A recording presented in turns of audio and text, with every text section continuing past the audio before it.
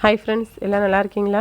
இன்றைக்கி நம்ம வீட்டில் வந்து தேங்காய் பால் சாதமும் இறால் கிரேவியும் தான் பண்ண போகிறோம். ஃபஸ்ட்டு அதுக்கு தான் அடுப்பில் எல்லாமே ப்ரிப்பராக இருக்குது, ரெடி பண்ணிகிட்டே இருக்கேன். வெங்காயத்தை வதக்கிட்டு இருக்கேன். சின்ன வெங்காயத்தில் இறால் கிரேவி செஞ்சால் ரொம்பவே டேஸ்ட்டாக இருக்கும், சொல்லவே வேண்டாம். சின்ன வெங்காயம் எதுக்கு கொடுத்தாலுமே டேஸ்ட்டு சூப்பராக இருக்கும், வேறு லெவலு.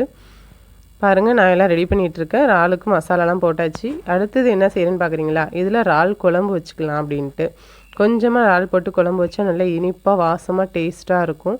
அதனால் நான் ரெடி பண்ணிகிட்ருக்கேன். என்னோடய வீடியோவை எல்லாருமே பார்க்குறீங்க, ரொம்ப ஹாப்பியாக இருக்குது. இன்றைக்கி பாருங்கள், இறால் கிரேவி, அதுக்கப்புறம் நமக்கு மீன் குழம்பு, நேற்று வச்ச மீன் குழம்பு டேஸ்ட்டாக தான் இருக்கும். அதே இன்றைக்கி இறால் குழம்பும். இதுக்கப்புறம் நம்ம வந்து தேங்காய் பால் சாதம் ரெடி பண்ணோம் இல்லையா?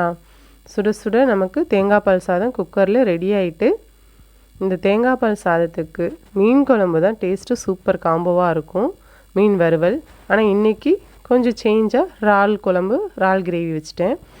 என்னோடய வீடியோஸ் எல்லோரும் பார்த்தீங்கன்னு சொன்னேன்னா இல்லையா? வீடியோஸ் எல்லோரும் பார்க்குறீங்க, லைக் பண்ணுறீங்க. இன்னமும் தெரியல, என்னோடய ஃபேமிலிக்குள்ளாரையே யாருமே வந்து சப்போர்ட் பண்ணுறல. ஃப்ரெண்ட்ஸுங்களாச்சும் சப்போர்ட் பண்ணுவாங்கன்னு பார்த்தேன், யாருமே பண்ணுறதில்ல. ஒன்றும் பிரச்சனை இல்லை, எனக்குன்னு ஒரு ஃப்ரெண்ட்ஸ் இல்லாமையாக இருப்பாங்க, அட்லீஸ்ட் ஒரு 10-20 பேராச்சும் இல்லாமையாக இருப்பாங்க. அதுக்காக நான் வெயிட் பண்ணிகிட்ருக்கேன். இன்றைக்கி நம்ம வீட்டில் இறால் கிரேவி எல்லாம் ரெடி ஆகிடுச்சு. நான் சாப்பிட போகிறேன். நான் சாப்பிட்டு பார்த்துட்டு எப்படி இருக்குன்னு சொல்கிறேன். கண்டிப்பாக நீங்களும் ட்ரை பண்ணி பாருங்கள், எனக்கு சப்போர்ட் பண்ணுங்கள். இந்த வீடியோஸ் உங்களுக்கு பிடிச்சிருந்துச்சுன்னா லைக் பண்ணுங்கள், ஷேர் பண்ணுங்கள், கமெண்ட் பண்ணுங்கள், மறக்காமல் சப்ஸ்கிரைப் பண்ணுங்கள். ஓகே, பாய்.